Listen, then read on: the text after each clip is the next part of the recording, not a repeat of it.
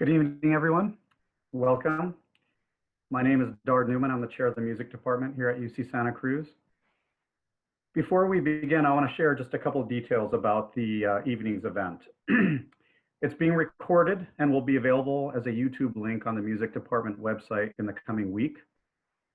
We will send a follow-up email to each of you that contains the link as well as some other information about our program, including a place where you can make a donation in lieu of charging admissions tonight.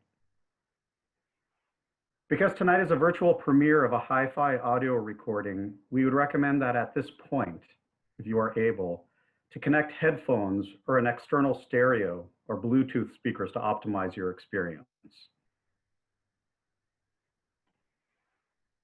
In terms of the overall overview of the program, we're going to begin the program with a brief talk featuring Brian Baumbusch, the composer, Nat Berman, the conductor and ensemble leader, and two of our performers, Damien Stoffel and Jenny Krom.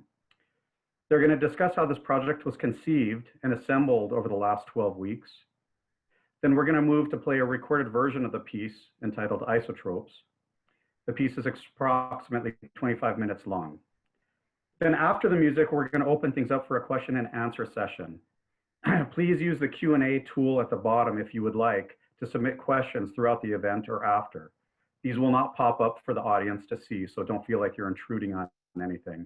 But we will review them during and after the performance, and we'll issue them to the musicians afterwards. There are many people to thank for bringing this piece to life, and we will be displaying the names of the participants during the piece in lieu of having a program. So we're now going to begin with a panel discussion. As mentioned, the panelists are going to be myself, Nat Berman, Brian Baumbusch, Damien Stoffel, and Jenny Krom. But before I begin, I want to just share a little bit of a story. And the story begins soon before this quarter started, when this extraordinary circumstance that we're all living in first manifested itself in a degree where we all realized we were going to have to live in shelter and not be able to attend class in person. And the whole world was certainly in a scramble, and certainly our university was, and most definitely our department. Music is a very unique space where much has to happen in person. And in this context of confusion, anxiety, and despair, Brian reached out to me with an extraordinary email that, quite honestly, for me, shifted my whole orientation to how we're going to proceed. And I just want to share just a couple words from his email. It says, Dard, I'm writing this email because I've been thinking deeply about this predicament that ensembles have been having right now, as everything is shifting to remote learning for the next few months. Not an inspiration to compose a piece that is suited to this situation. Brian will speak about this.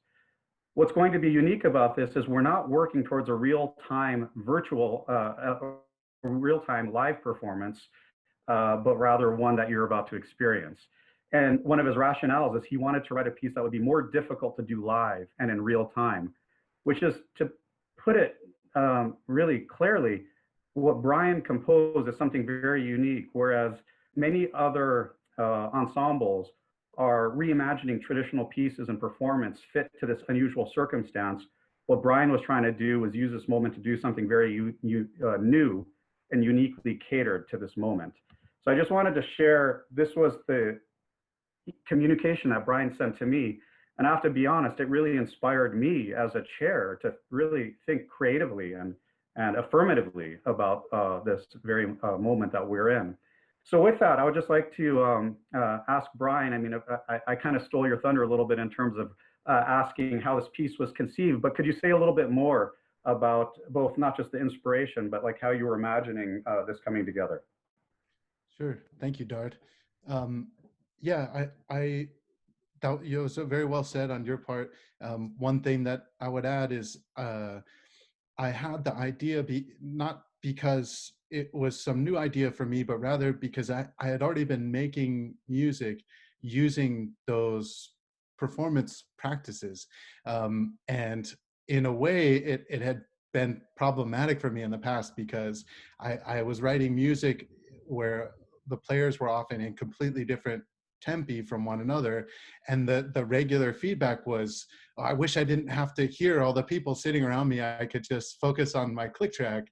And so once the lockdown began to unfold and it became clear to me the situation many musicians were in, I kind of thought like, oh, this is my time. Like, this is what all of the musicians who have been learning my music for the past 5 years have been asking for. So might as well do something that is specifically catered to that experience. That's extraordinary. Thank you. Um, Matt, I'm curious if you could just say a few words about your role as a conductor and how that translated this quarter in these circumstances. Yeah, sure. Well, so I did not conduct a single note of what was played this quarter. And that was, you know, at first when I realized that that was how it was going to be, as, you know, in that first kind of like crazy week when we were all working out what to do during COVID in terms of ensemble performance, you know, that was humbling and difficult to realize that the part of my craft that I value in some ways the most, which is like the kinetic connection to the players while they're playing and the guidance of rehearsals, all of that, just was not going to happen in the same way. But in a way, you know, I sort of still, you know, one of the roles of the conductor normally is, of course, to have like a really, have a knowledge of what works well in the score as it translates to instrumental practice and you know, instrumental idiom. And as Brian and I first started talking about the piece, you know, one of the ways that I think I was the most helpful in the early part of the process was just being able to sort of be in some ways like a translator or a connection to what works well for the ensemble, given that this was going to be a really unusual format for interacting with the score. You know, the students were going to be reading directly from individual parts, which I think we'll show a little bit how that worked in a moment. But just like being able to give some advice on instrumental ranges, breathing, all the things that are idiomatic to wind ensemble particularly, was my first kind of step into the project as a conductor in this circumstance. And then I think it just over the course of the class related more to after the initial stage where we were very deeply concerned with just figuring out how to describe to the players how to realize the piece. Then it had to do with sort of using the class time to do other things related to instrumental practice and using our time in other ways that weren't just related to Isotopes. Wonderful, thank you. Oftentimes when one comes to a concert, one sees a finished expression behind which there's a lot of work that happens underneath the hood or inside the kitchen. And in this case, I actually want to try to lift the veil a little bit and ask Brian, like, can you just kind of take us behind the scenes and ask us how this piece was assembled? Like, you know, could you show a moment of the score and just give us a sense of, you know, how you interacted with Nat and the students to put this together asynchronously? Sure. I just want to follow up on the word that you just used, because we had talked about the piece and you had used that word before.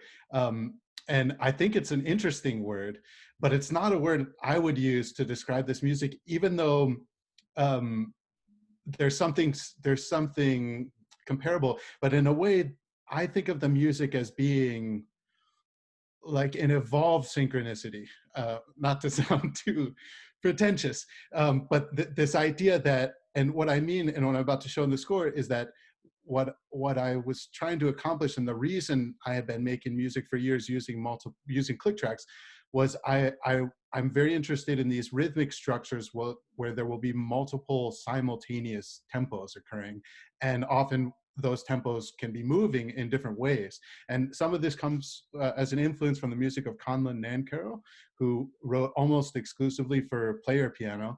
And so he started to develop a language for creating rhythms that, quite frankly, couldn't be realized by anything other than a machine. And I've studied him a lot and got interested in thinking, how can I use computation and modern technology to assist musicians to do things that they couldn't otherwise do without the help of computation?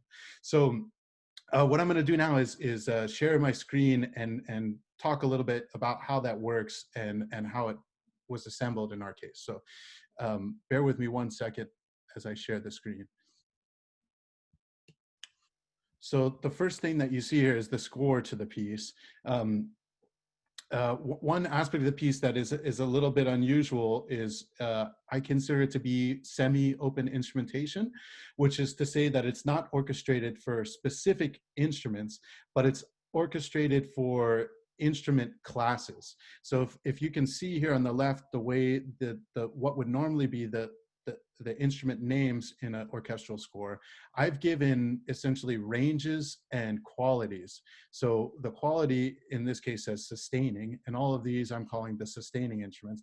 And then all of these are the non-sustaining instruments. So sustaining just means could be wind, could be string, some instrument that can start a note and sustain it for as long as possible given breath or bow length or something like that. Non-sustaining would be what we would think of as traditionally percussion instruments, harp, things of that nature that have one attack and then decay based on the properties of the instrument. So this is kind of the outline that a normal orchestral score, especially a wind ensemble score, might look like. But I did it this way because, first of all, I initially thought that it might not just be the UCSC wind ensemble involved in this piece. So I didn't want to have it be specific to winds. So I thought that this section might contain winds and strings, for example. And also, we didn't know who was going to be involved when this project originally got confirmed. We didn't know what students had been enrolled, what instruments we were going to have. So it was sort of something I was forced to do to have sort of an adaptive approach to the score. So if you look carefully, you'll see in the beginning of the score, each instrument has an annotation. Maybe I can zoom in to make it a little more clear, where it says fragment 1. So the way the piece was assembled was I essentially wrote the piece and then split it into all of these different fragments so that the players could record them fragment by fragment rather than trying to record the whole piece at one time or a whole movement. So if you go to the second page of the score here, you'll see this is sustaining high 3, fragment 2 is this line I'm hovering over here. And now I'm going to show you what that part looks like. So this is the whole duration of that fragment. So the fragments tended to be anywhere from something as easy as a single note that lasts only a few seconds to something as difficult as a fast passage with no rest that lasts for over a minute. So there was a lot of variability in how the fragments unfolded in the structuring of the piece. But what was sort of most important was by fragmenting the piece in this way, I was able to go get very creative with this multi-tempo idea, because at any time I introduced a new fragment, it could all of a sudden be in a new tempo. And that didn't matter from the performance standpoint because they were just going to start playing from the beginning of the fragment anyways. So if you look here how this is organized, this is the bottom staff is a reference to the click track that they were going to hear, and each click track is specific to each fragment. So there was over 1,000 different click tracks in this project. And they would always get some preparatory beats to start. In other words, cue beats so that they would know when to enter at the right time. And then the click track would essentially guide them through what they were seeing. And anytime I used these empty note heads, that meant that I was in some different tempo. And then when I went back to regular note heads, it was in sort of the global tempo of the score.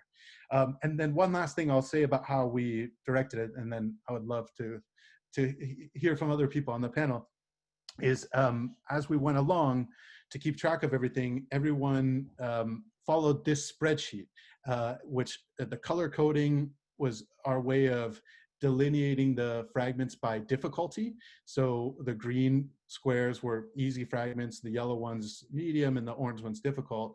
And what the players would do was they would mark off their initials into a fragment that they planned to learn using lowercase initials, and then when they finished it, they would put their initials in uppercase. And so if you see, this is quite a big list. It took all of the 10 weeks of the quarter to wrap up and conclude all of the fragments. So I'm going to leave the screen share now, and turn it over to someone else. Wonderful. Thank you. I mean, and maybe with that in mind, I'd love to turn to our performers. Damien, how did this kind of changed environment of quarantine affect the process of practicing this music? So it was like a lot more personal than before because you don't really have the rehearsal aspect that you normally do with wind ensemble and classical music in general, where like you practice at home, then you go to rehearsal, and that's where really the music making happens, where you compare yourself to others. So it ends up making you even more of a perfectionist because when you record yourself and listen back, like you hear every tiny little mistake compared to like, you know, in a big group, it's easier to gloss over stuff.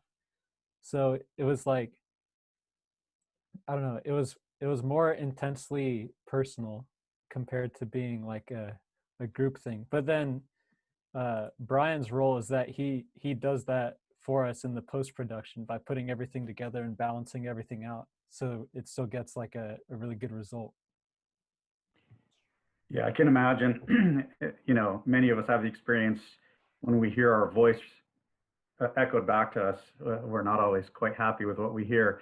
When we hear our musical voice, you're becoming attuned to that reflection and tuning yourself to it.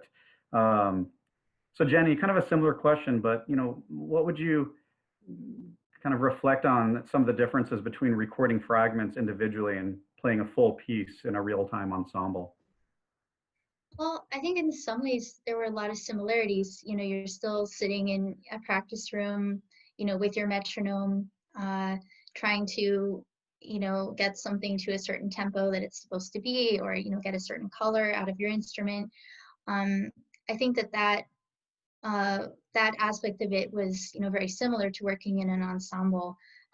What was interesting for me was that this process, we were working with shorter increments of music, and sometimes out of chronology of the piece. So it kind of created this dislocated experience of practice. But from what I've been kind of learning through my own practice experiences, that it's actually really good to practice music this way, you know, in small chunks, and then put things back together into a larger context. And we always had that ability to look at the score and kind of see how things fit in. But in a way, what I liked about this project is that it was kind of like you could really just isolate what you were doing and sort of see what happens with it in real time, you know, as this sort of changing, living, breathing composition, you know, versus playing, you know, a Beethoven concerto or something like this. So. Wonderful. So we're now going to shift to the actual performance itself, and just because we don't have liner notes, or maybe in a somewhat unusual circumstance, I just want to underscore that everyone here is a UC Santa Cruz student or graduate. Jenny is a master's student who actually just graduated. Damien is undergraduate. Nat is a master's graduate at UC Santa Cruz, our conductor. And Brian, a year ago, got his doctorate here. So this is an all UCSC production and experience. And let us now, without further ado, move to the performance itself. Thank you.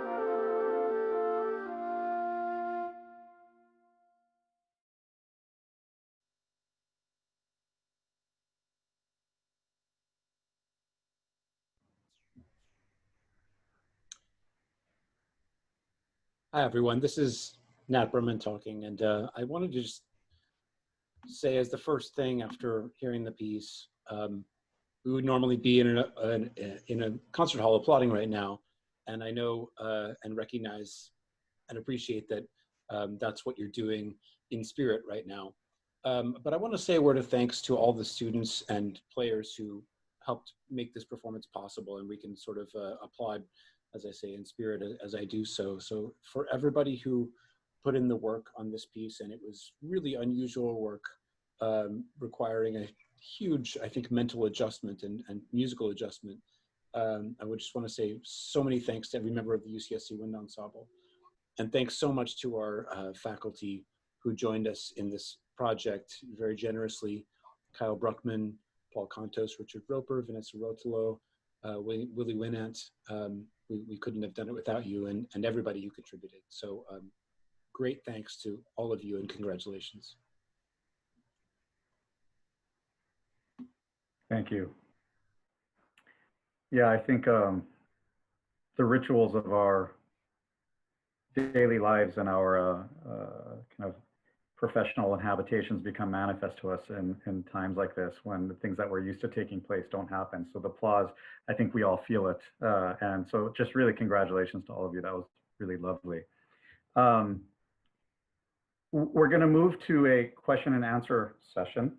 And you got 3 questions, Brian, that were really organized around kind of nomenclature. So what was the meaning of the name of the piece more broadly? And then, you know, if maybe you could explain the titles, how you came up with the titles to each part.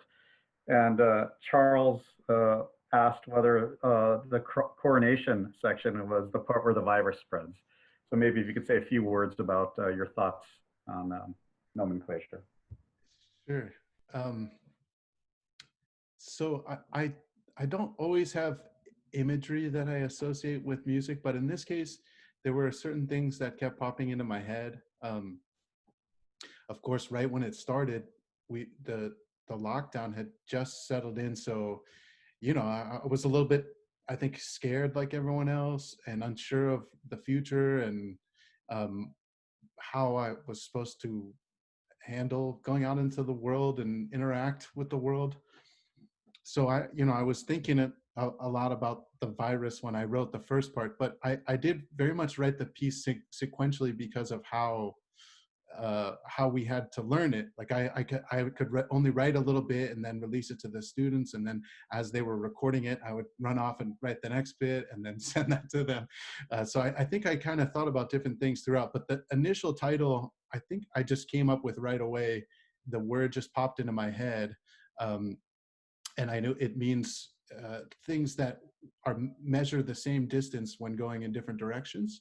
And I thought it was a unique play on words with the fact that we were all in isolation, but it was also telling of the process in that I was having to create these very precise little time cues, and then I would have to send them off through the ether, and then people would use those time cues to create music and then send it back to me, and hopefully they would all measure the same each way, and that way I could assemble the piece. So that's where the initial title came from.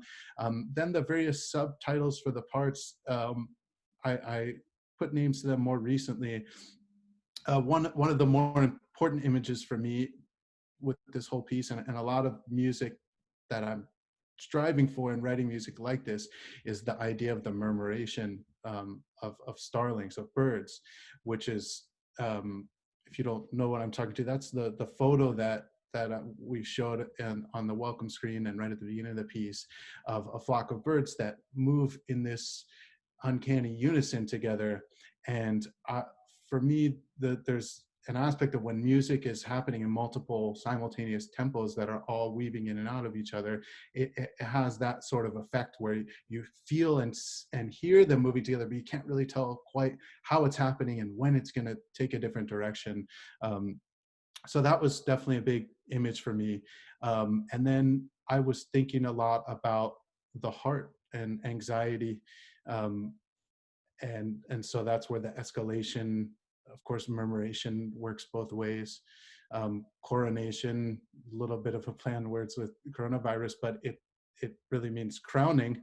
But the root of it comes from the core, which is heart. And to me, it has a little bit of a violent connotation. And of course, everything that's happened over the last few weeks has been really, really hard to live through. And hopefully we can find some reconciliation. So that's why I put all those names there. Thank you. A couple questions about, kind of related. What takeaways did this experience give you? And I thought that maybe, you know, Jenny and Damien, if you wouldn't mind kind of thinking about the experience and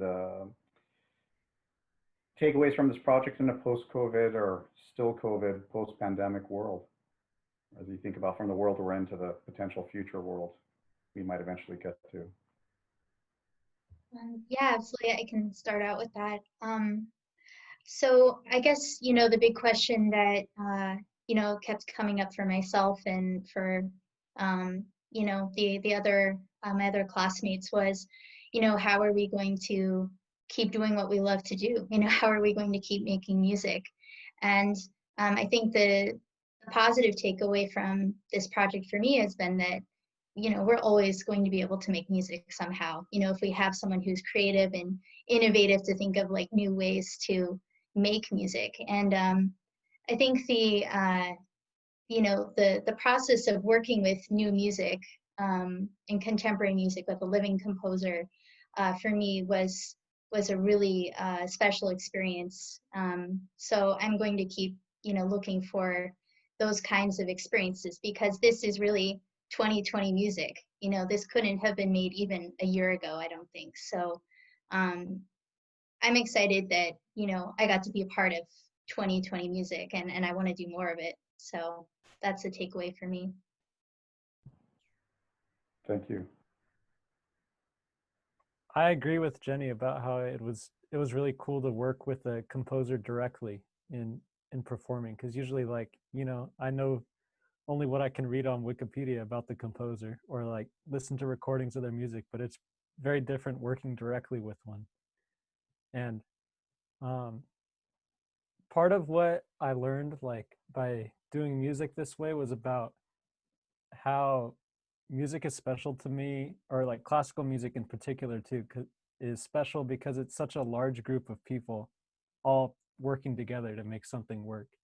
And it works here as well as like in-person music, but it's like I think having that part be like significantly changed made it more obvious how like that's what's really important about music to me, is how everyone plays together instead of individually.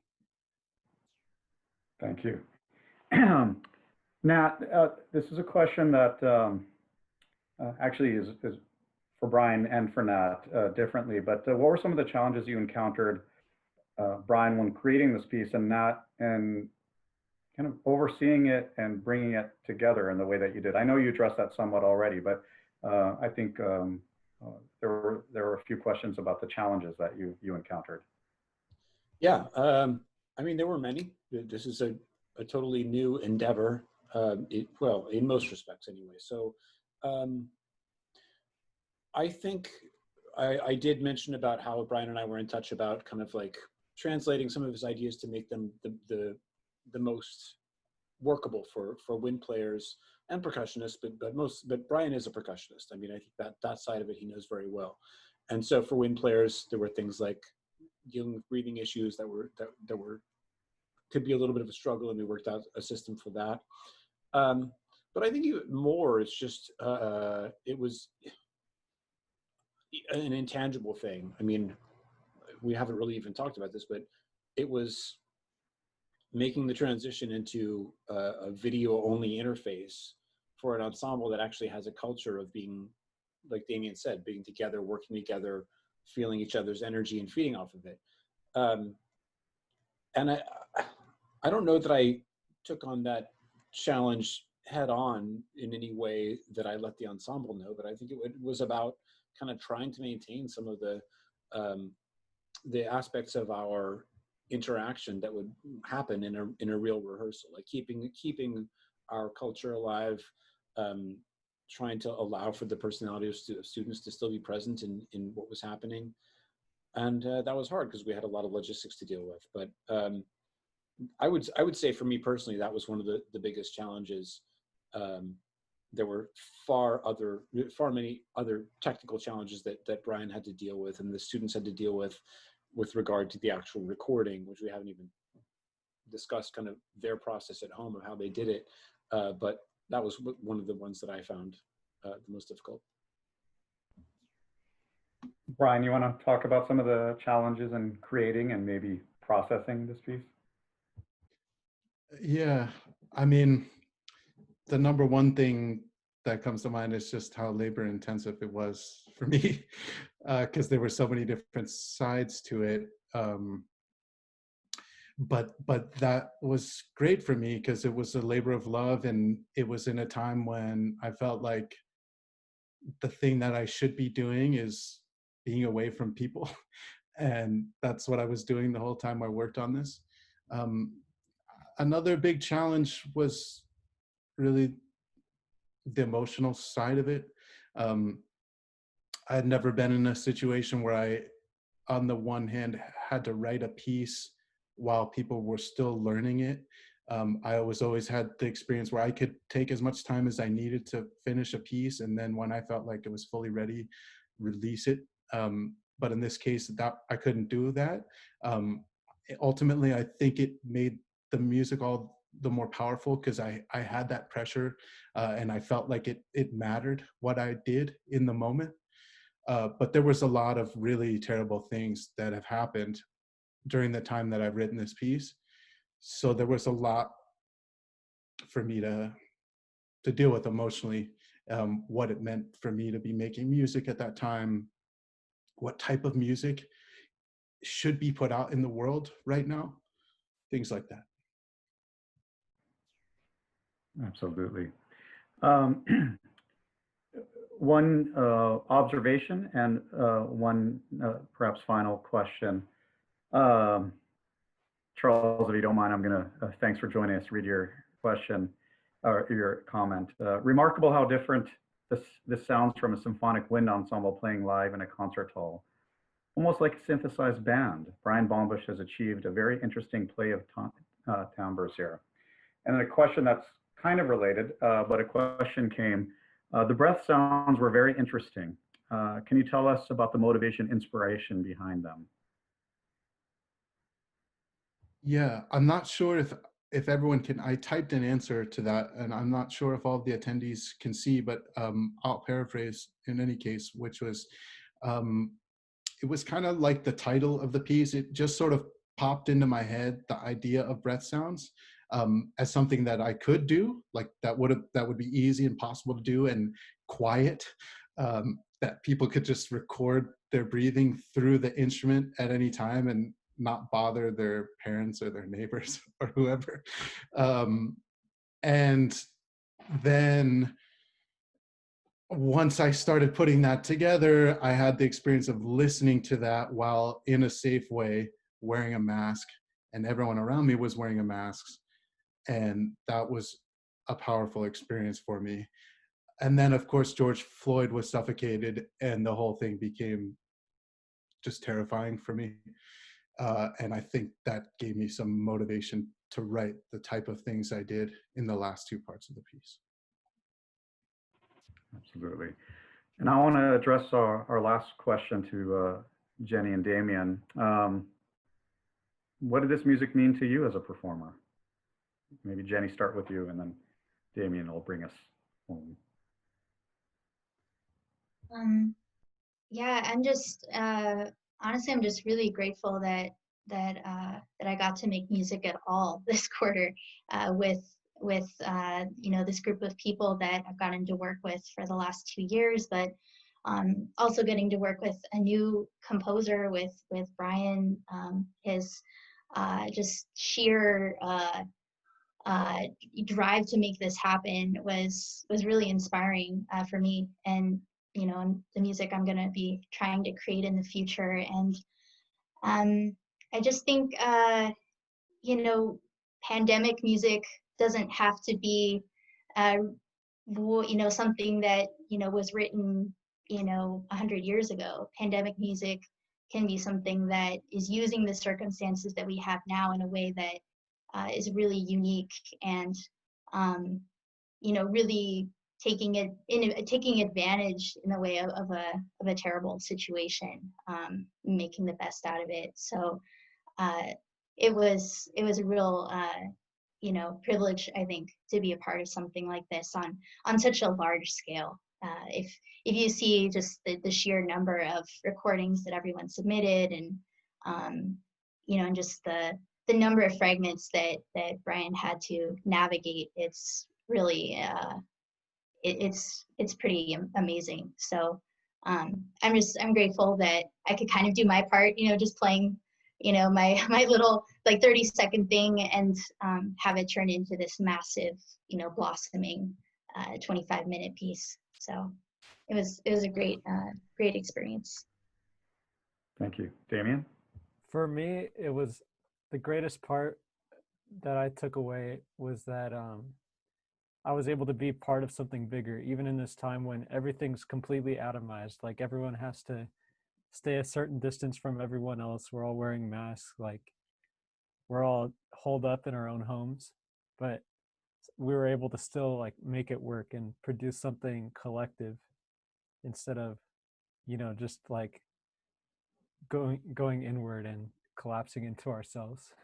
Like at least I was still able to be part of something bigger this quarter.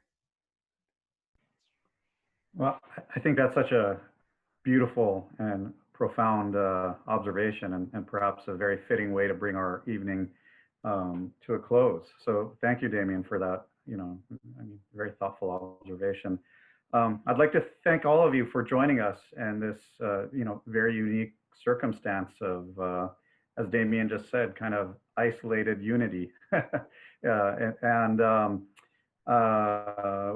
be a chat where you can, if you like, consider donating to the UCSC Music Department or the Wind Ensemble. Again, thank you very much. Thanks to our performers and composers, and I wish you a good night. Thank you.